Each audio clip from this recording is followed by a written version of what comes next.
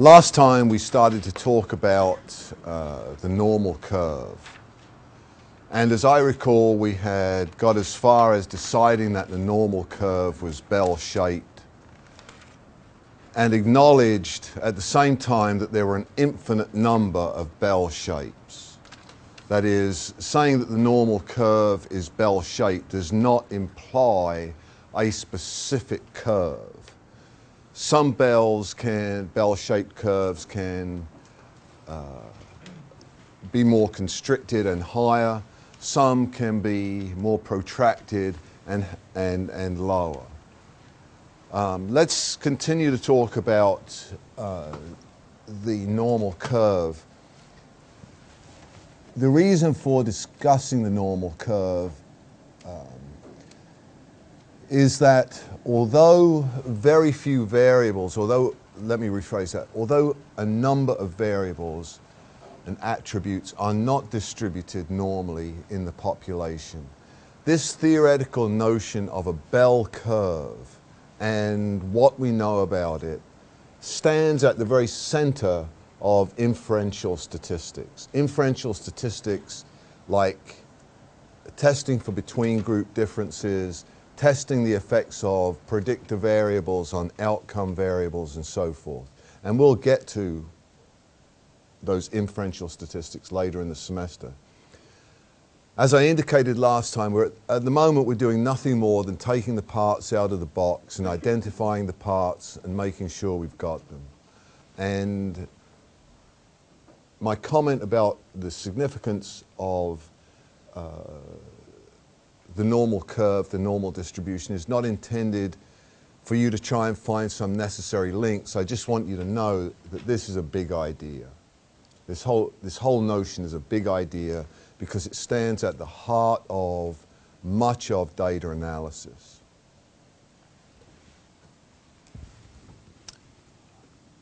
Besides being bell-shaped, which I've tried to reflect here, and I found the deal. It's because I'm left-handed, you've got to go from right to left. It's this left to right thing where I can't see what I've drawn that's messing me up. That's why I was never any good at art. If I'd have worked this out years ago, I might have been an artist.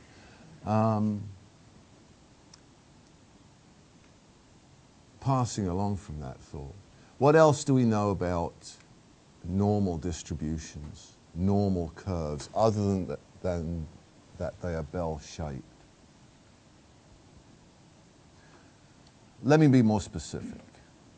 What do we know about the mean and the mode and the median in a normal distribution?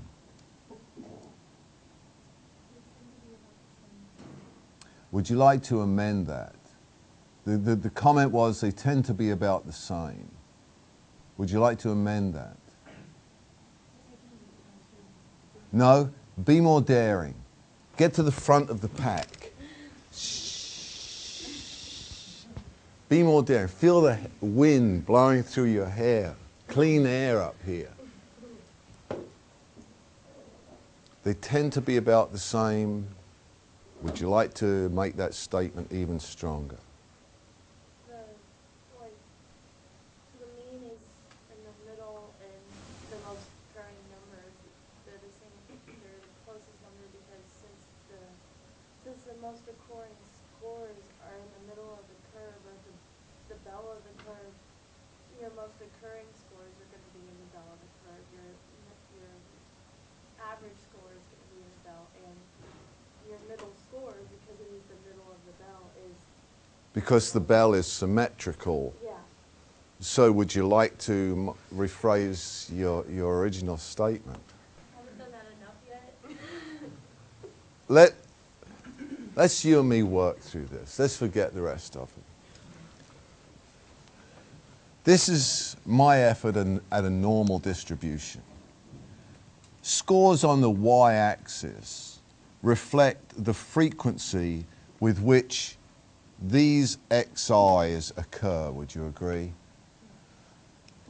So extreme scores at either end of this distribution occur infrequently. As I trace along this curve, tell me when I should stop for the score that occurs most frequently. So you're telling me that the mode is in the center of the distribution.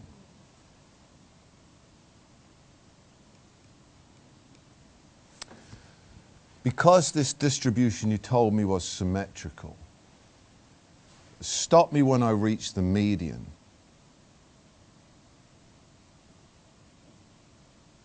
So would you say that the mode equals the median?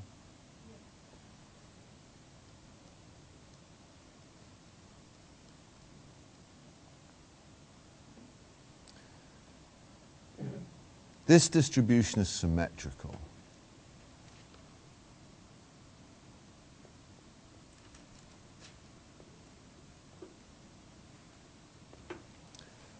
That is, scores above the center of the distribution are exactly counterbalanced by scores below the center of the distribution. So where would you say the average or mean is in this? Would you say it's right at the center too?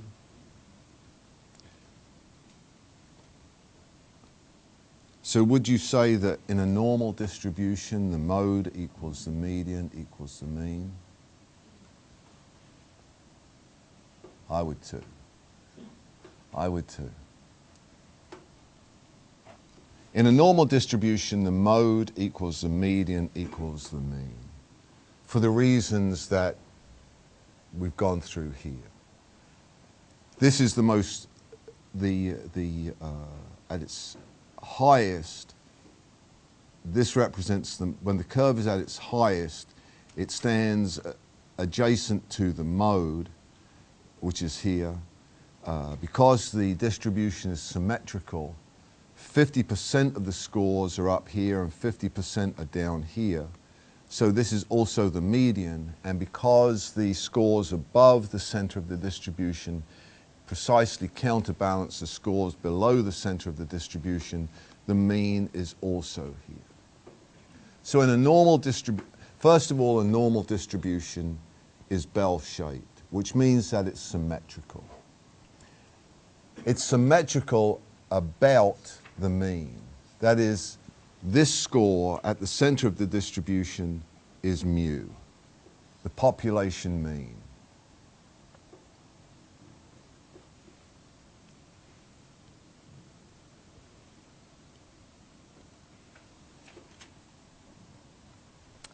First observation then about the normal distribution again is that it's bell-shaped, that is, it's symmetrical. More specifically, it's symmetrical around the mean. The second observation about normal distributions is that in a normal distribution, the mode equals the median equals the mean. Are there any questions about the general nature of the normal distribution? If not, let's forget momentarily the original units of measure. That is, we could be talking about dollars, we could be talking about scores on a personality test of some kind, we could be talking about height or weight measured in, on the one hand, feet, and on the other in pounds. If we, instead of measuring distance along the x-axis in those original units, we measure them in standard deviations,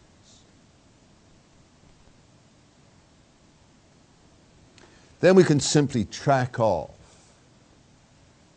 slice off certain portions of this curve.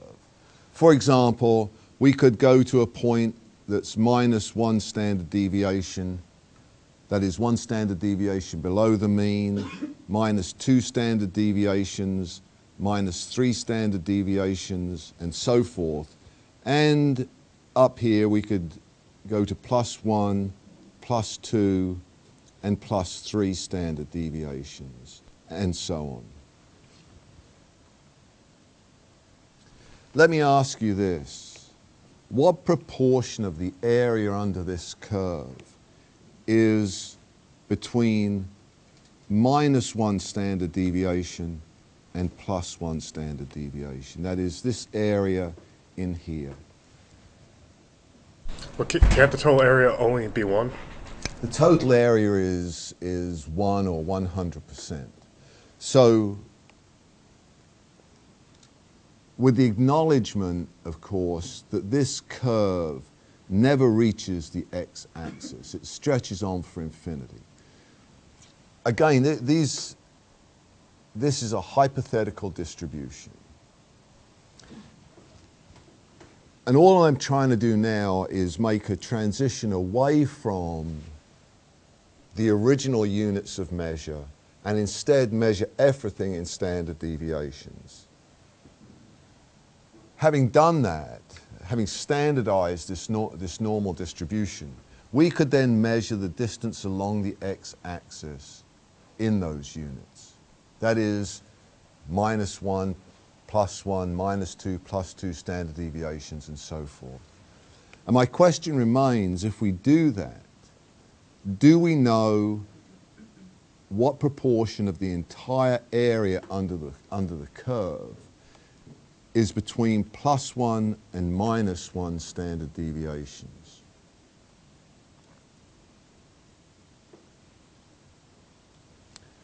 Would you believe me if I just pulled out of the air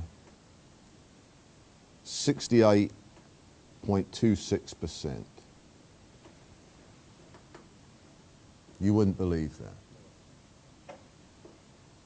Ye of little faith. You think I would lie to you?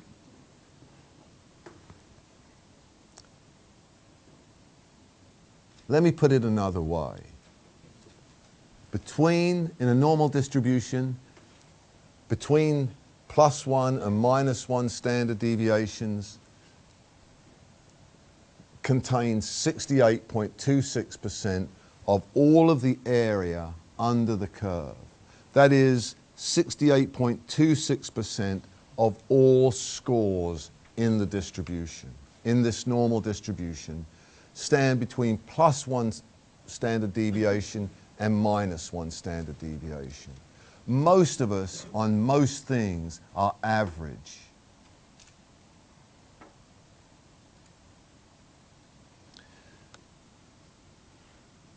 Between +2 and -2 standard deviations reside 95.44% of all scores in the distribution. And between plus and -3 standard deviations, 99.72% of all scores in the normal distribution.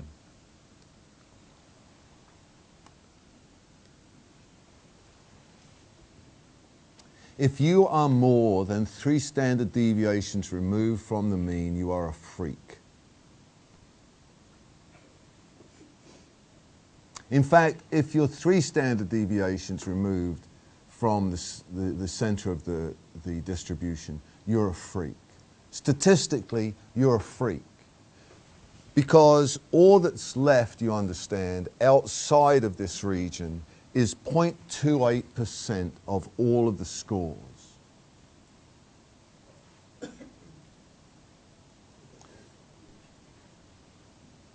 Pardon? For the third, if you're outside, if you're in the third deviation? If you're outside of the range bounded by +3 standard deviations and -3 standard deviations, that is 3 standard deviations above and below the mean, all that remains, and I know where the confusion is coming, I think. That should actually point here. In this shaded area, these 2 shaded areas, there is a they combine to provide 0.28% of all of the scores in the distribution. Let me give you a sort of let's jump ahead for a moment. And you don't have to put this in your notes, because this is in part why the normal distribution is critical to inferential statistics.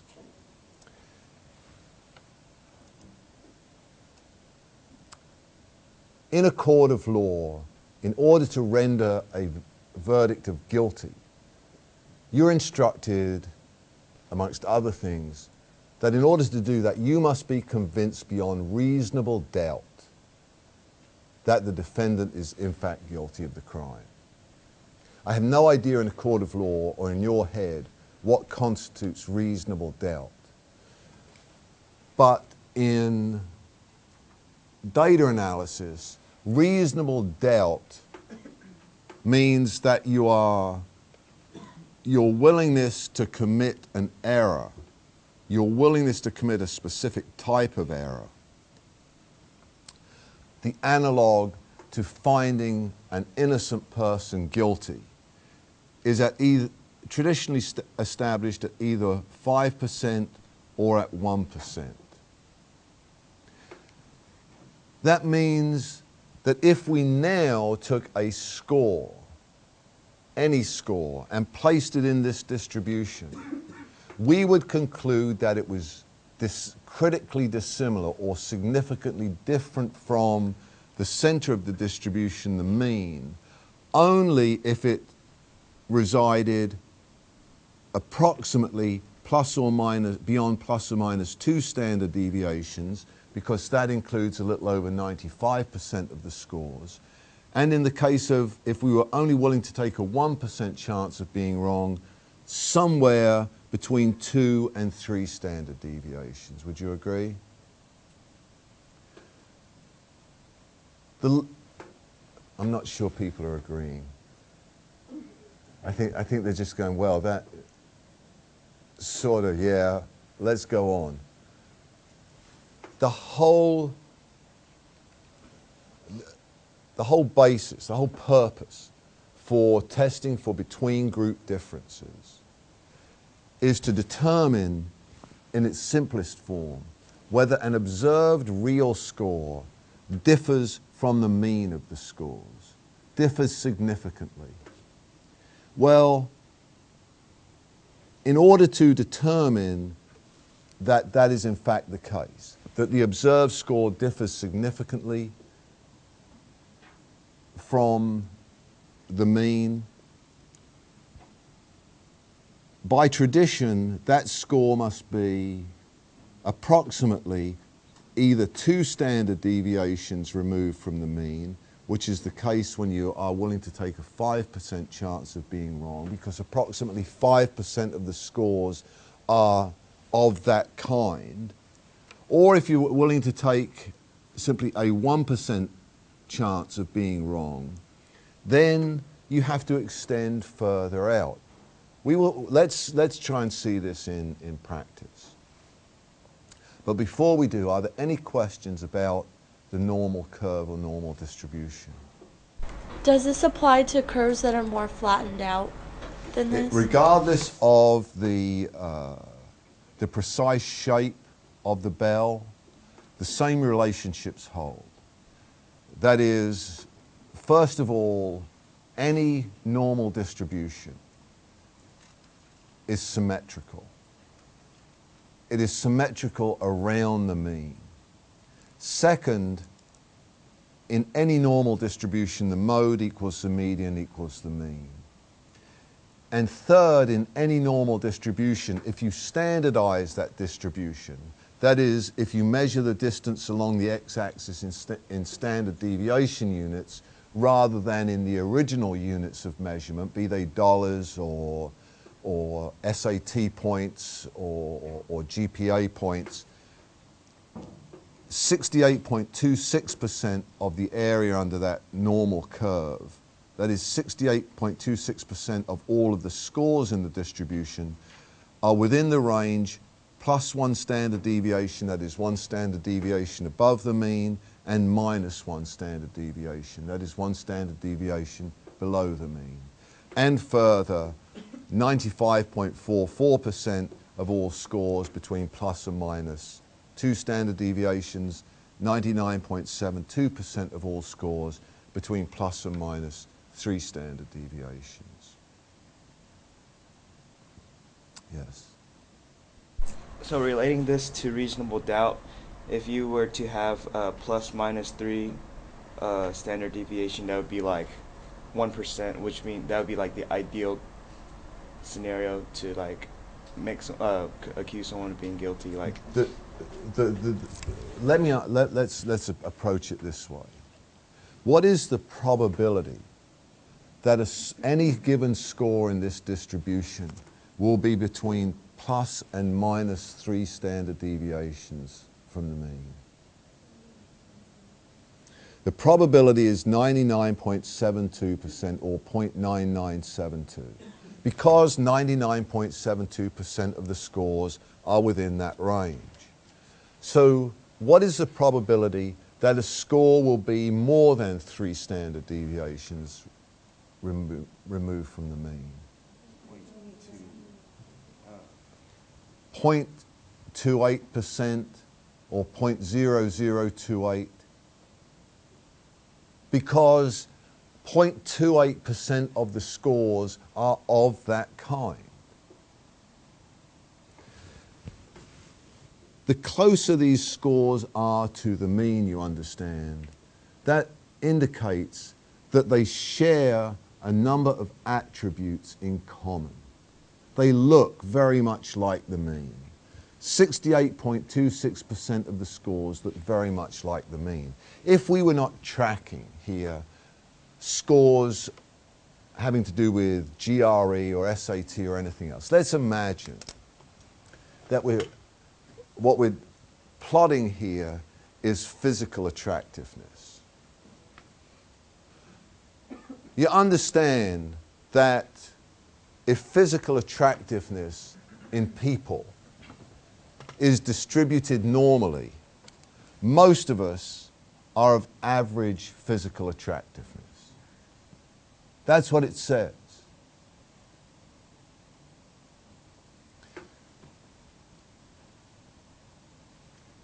Very few of us are extremely attractive or extremely unattractive. That is, down here at the unattractive end, you have characters like the Elephant Man,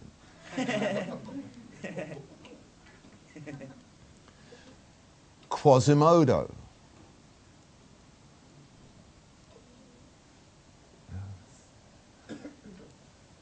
in terms of physical attractiveness, freaks. Up at this end, you have a small number of people. They all seem to live in Hollywood, and I hate every one of them. Up here, you have Denzel Washington. Up here, you have, I guess, Brad Pitt. I don't know. I'm taking a guess here. You know, I've strategically avoided using females as the example for very obvious reasons, and so I'm struggling a little bit down here. My point is here that there are out there. We don't know typically another person's GRE score. We typically don't know another person's SAT score or how much they earn a year. But by looking at people as they go by us, we do recognize levels of physical attractiveness. And let's assume that physical attractiveness in the population is distributed normally. All this does, it seems to me, is confirm, at some level, confirm your prior observations. There are very, very few very unattractive and very attractive people. Most people look pretty average.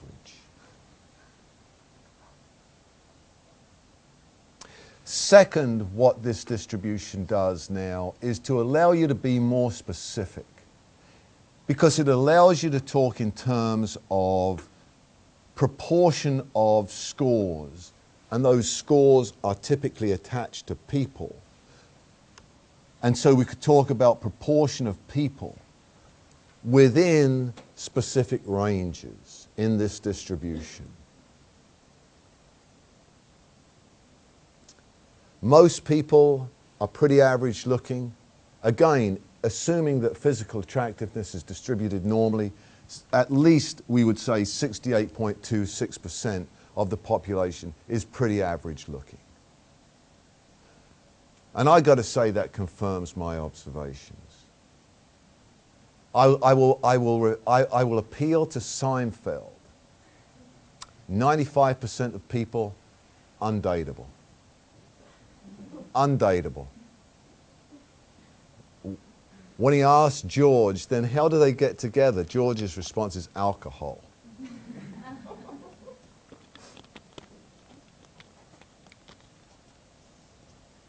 Enough of the frivolity.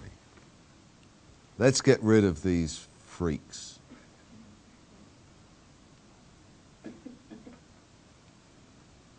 And let's get rid of this issue.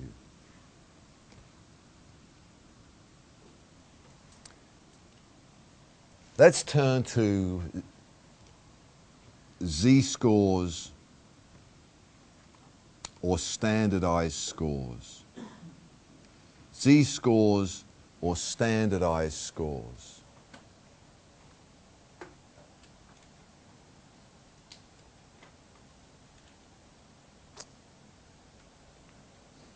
In order to standardize a score, you need to know three pieces of information.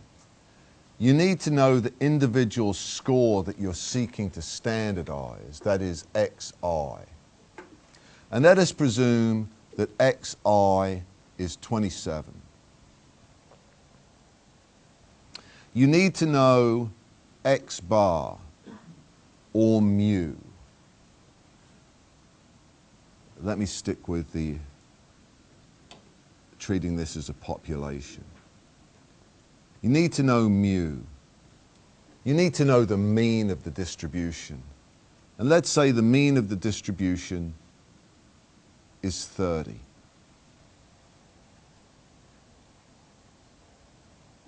Would you agree that we know already that this individual score is below the mean? That is, it's somewhere in the lower half of the normal distribution. The third piece of information that you need is the standard deviation of the scores. And let's say the standard deviation is 5. We can now transform this original score into its standardized or z-score. And the z-score associated with 27 in this distribution is given by the formula xi minus mu over sigma. That is the individual score minus the mean of the scores divided by the standard deviation of the scores. And you understand when you divide by the standard deviation, all you're doing is transforming the difference between xi and mu into units called standard deviations. So if we apply this formula, it's very straightforward. xi is 27, mu is 30, and sigma is 5. So that the z-score associated with 27 is 27 minus 30, which is minus 3, divided by 5, which is minus 3/5, which is minus 0.6. Would you agree? Yes? Let's take another xi in the same distribution. This xi equals 41.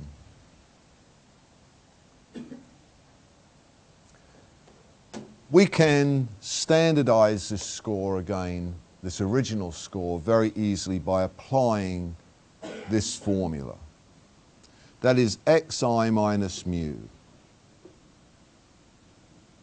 41 minus 30, divided by sigma, which is 5.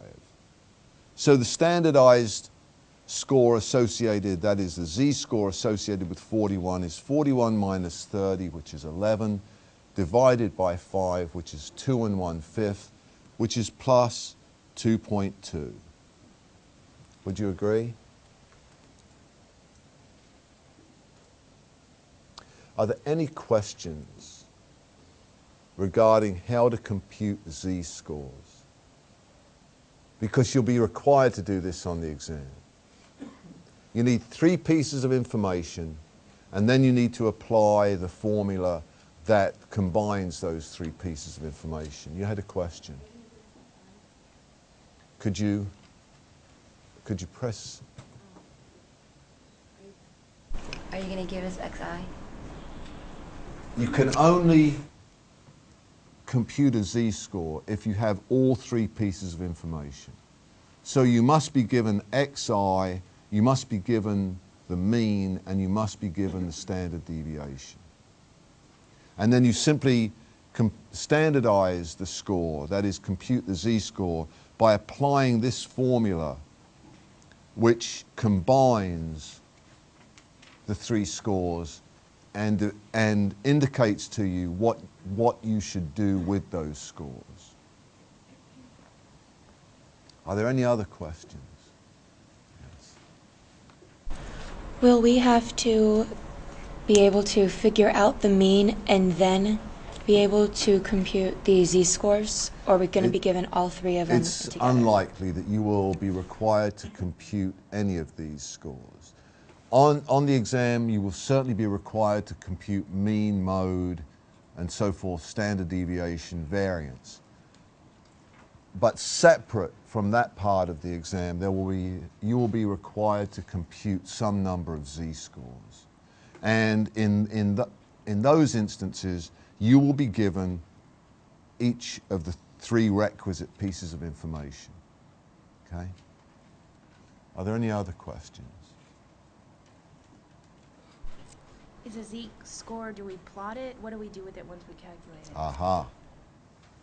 Well, this is the who cares, so what? So now we know another trick, Douglas. You know, you told us about the normal curve, and we can now go out and bore our friends by telling them the same thing. And now you got us to compute z-scores, and I guess I could go home. The least you do with this is when you next see your parents, you say, give me a score. And they say 28. Give me the mean of those scores. Give me the standard deviation of those scores. And I tell you what, I can compute the z-score. I can standardize that original score. It'll please them. It will show them you're learning something, no matter how idiotic it is and how impractical it is. You don't do anything else with this stuff. That's as far as it goes. No, that's not true. That's not true. You do a lot of stuff with these scores, and we're about to get to that. That was my question. We're about to get to that. Now I've got to try, first of all, and do all of this again. Oh, my normal curve. I hate it. I hate it when it all disappears.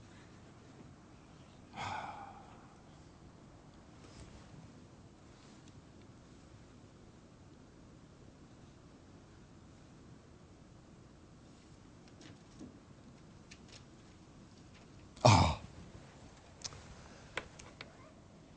Would you agree that at the center of this distribution is the raw score 30, which is the mean of the scores? That corresponds to a z-score of what?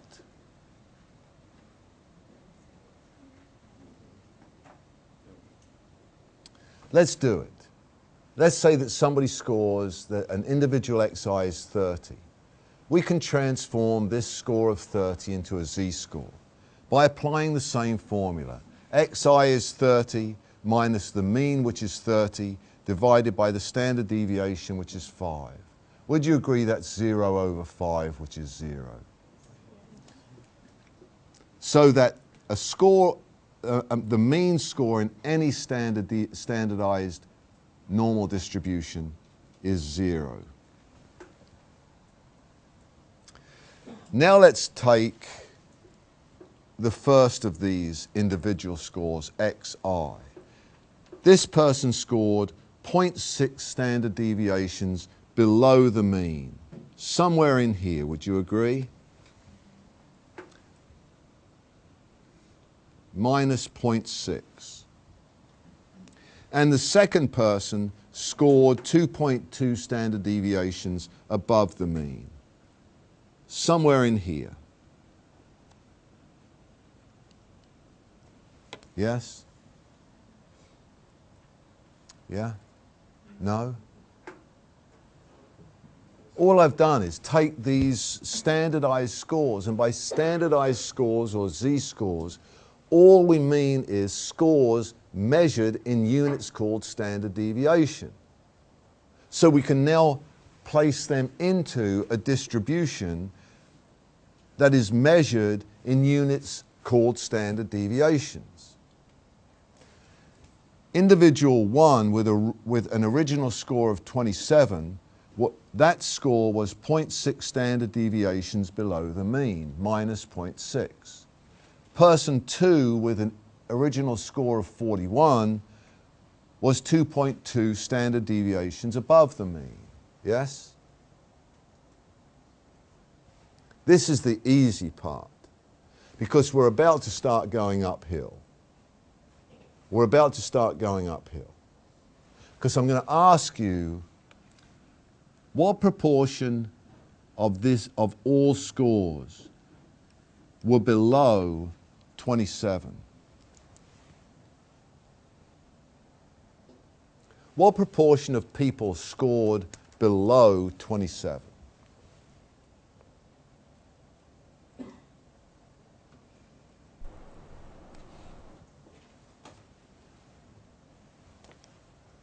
I'll take another sip on my vodka. I'm really not for it's not, it's water.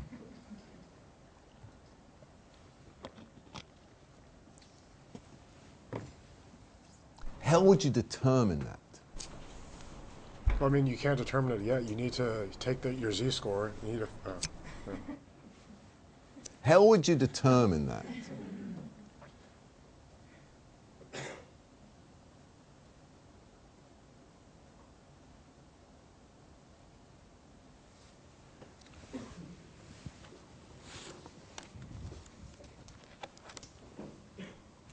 Is anybody reading this book?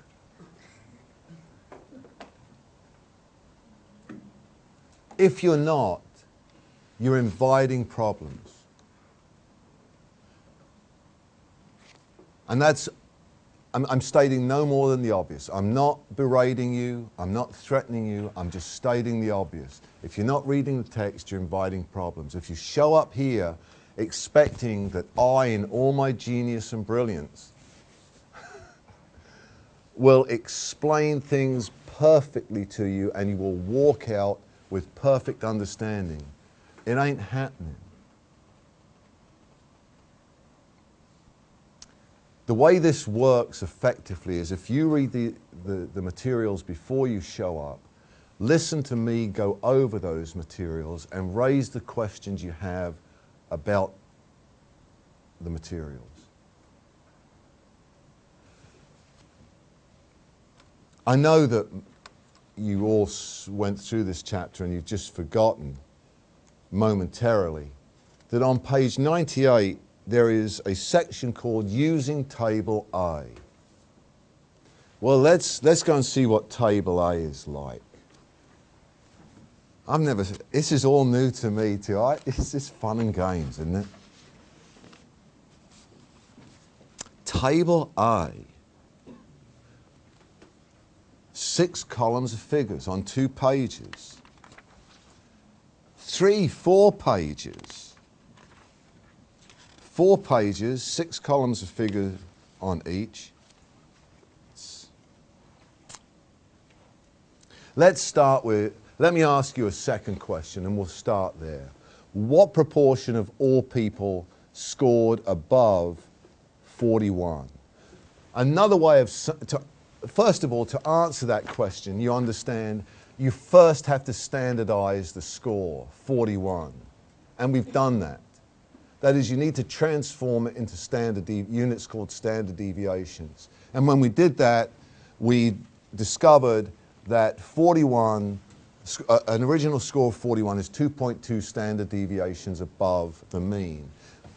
Assuming this distribution of scores is normal, my question now is, what proportion of all scores were above 41? That is, what proportion of all scores were above 2.2 standard deviations above the mean? How about we go to Table A? Table A actually has 3 components replicated over and over again. Column A says Z. That is the Z-score. In this instance, plus 2.2. So let's find the Z-score of 2.2. That score is on page 338 in the second set of 3 columns. Would you agree? Has everybody located a Z equal to 2.2? Has everybody with the text? Well, let's forget the pagination. If you find Appendix A at the back of whichever version of this text you're using, you should then easily locate 2.2. The second column in Table A says the area between mean and Z. The area between the mean and Z, here's the Z-score, here's the mean. The area between the mean and Z is this area. And it says 48.61. That is, in this instance, 48.61%. It would help if I were right-handed or had all of this stuff the other way around. Let me try and be more legible here. 48.61% of all scores are between plus 2.2 standard deviations and the mean, which is 0 standard deviations. Another way of expressing that is that 48.61% of the scores are between 41 and the mean, which is 30. The last column in Table A says area beyond Z. In this instance, that's this area here. And it says area beyond Z, 1.66.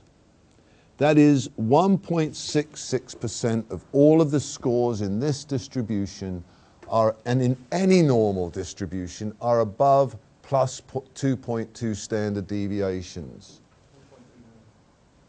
Pardon? Did I jump here? Yeah, for 2.2. Oh, this is. We're going to have to edit this mistake out because I never make mistakes. We're looking for a Z-score of plus 2.2, which is associated with an area beyond Z of 1.39. That is 1.39% of all of the scores in any normal distribution are above plus 2.2 standard deviations. In this particular context, we can say that 1.39% of all of the scores are above 41, which was the original score associated with a z-score of plus 2.2. So the answer to my question, what proportion of all scores were above 41, is 1.39%. Let me ask you this. We used a third score, a score of 30. And we discovered that it was associated with a z-score of 0. Let me ask you, what proportion of all scores in this distribution are above 30?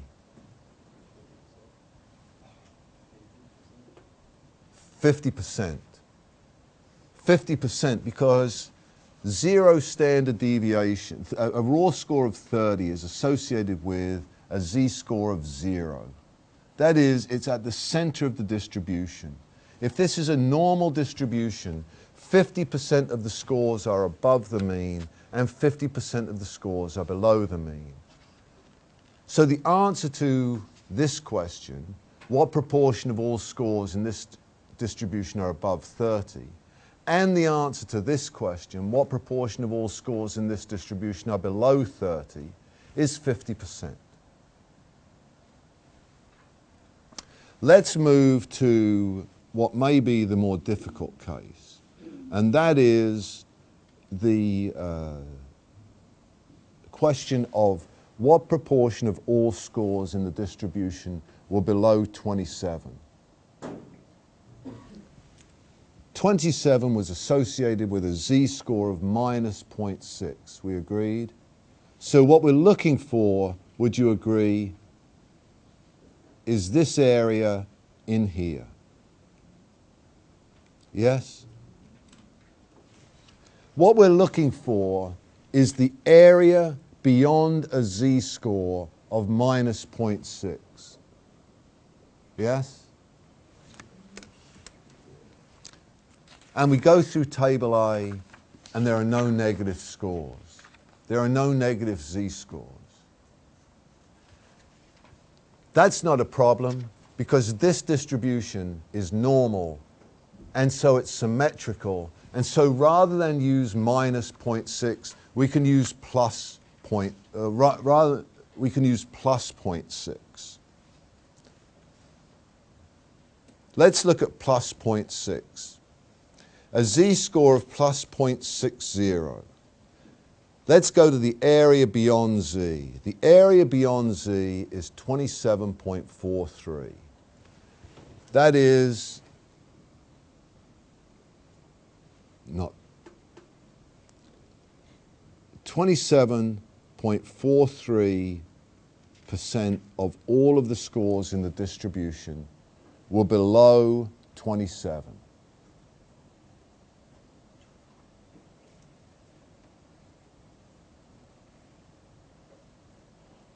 Let me ask you, if we were to reach into this distribution randomly, what is the probability that we would select a score above 41?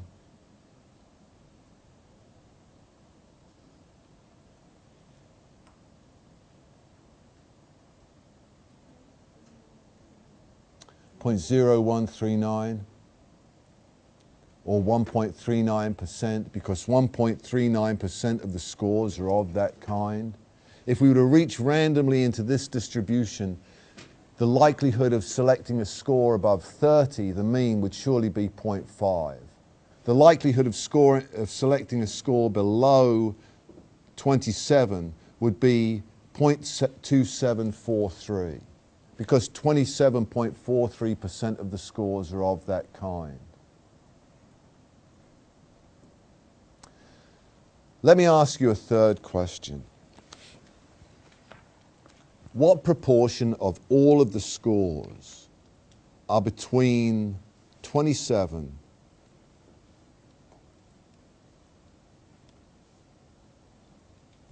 and 41? What proportion of all scores are in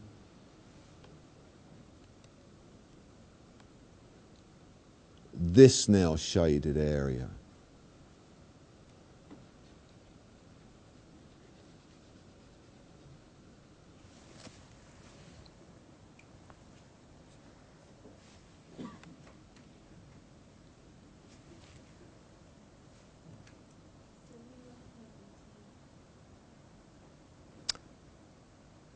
How did you get 71.18? Added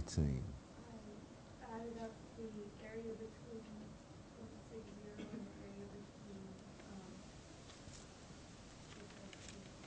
and the area between, The area between, you added up the area between minus 0.6 and where?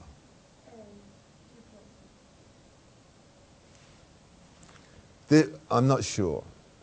I'm not sure. This is how you do it.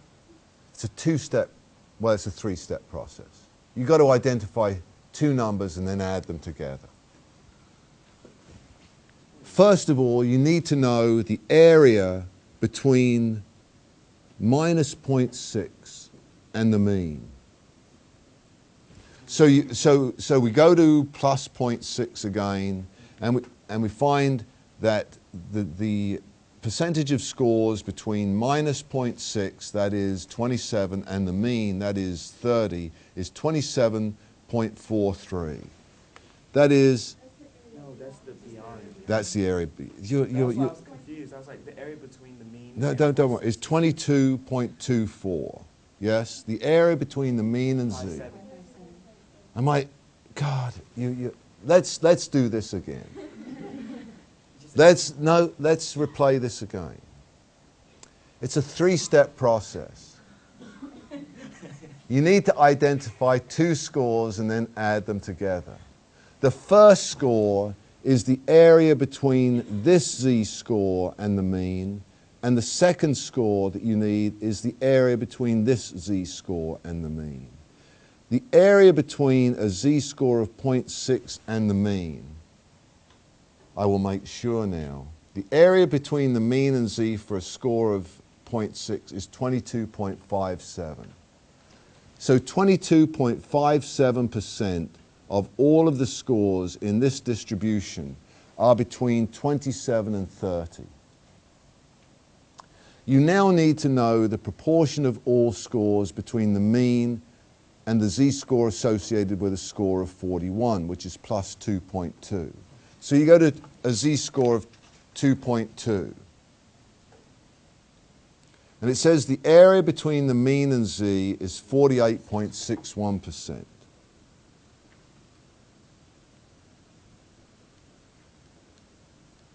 That's supposed to be a 4.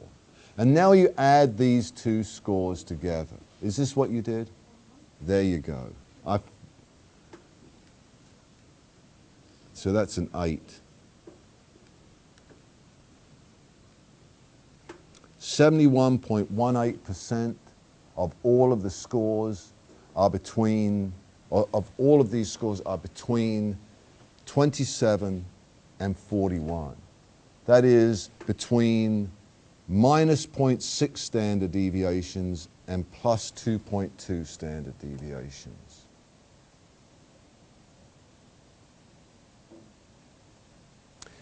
That's all you have to do with z-scores. Obviously, you have to locate the correct z-score in Table A. Otherwise, you're in a fix. First of all, the nature of the normal distribution. Let me just go through this and I'll get to your question. First of all, the nature of the normal distribution. It's symmetrical. Specifically, it's symmetrical around the mean. Secondly, the mean, the mode, and the median are equal. Third, if you measure the distance along the x-axis in units called standard deviations, you can specify in any normal distribution the proportion of all scores that are between plus and minus 1 standard deviation, plus and minus 2 standard deviations, plus and minus 3 standard deviations. In fact, if you use Table A, you can specify the proportion of all scores anywhere in the distribution. The other major topic this morning is obviously standardized or z-scores. In order to transform original scores into z-scores, you need 3 pieces of information. The individual score you're seeking to transform, the mean of all the scores, and the standard deviation of all of the scores. And you then compute Z by subtracting the mean from the individual score and dividing that difference by the standard deviation. And clearly we could do that very simple arithmetic process for an infinite number of scores. And you can then place those standardized z-scores into the standardized normal distribution. The other trick that we learned was determining the proportion of scores above a particular score, the proportion of all scores below a specific score, and the proportion of all scores between any two other scores. And to do that, you simply use table A.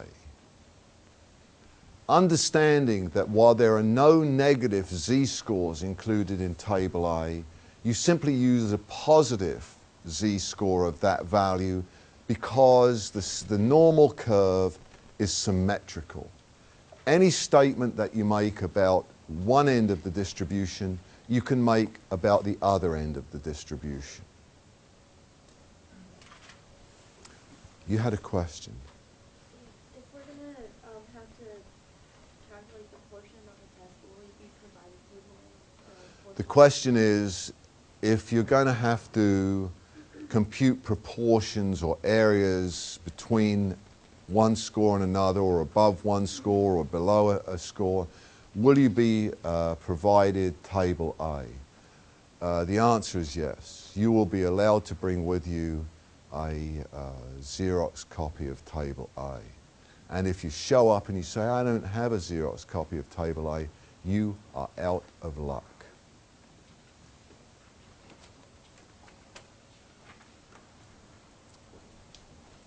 Are there any other questions?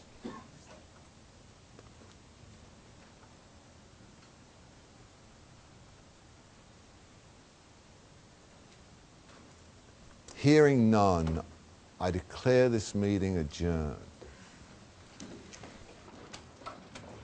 Let me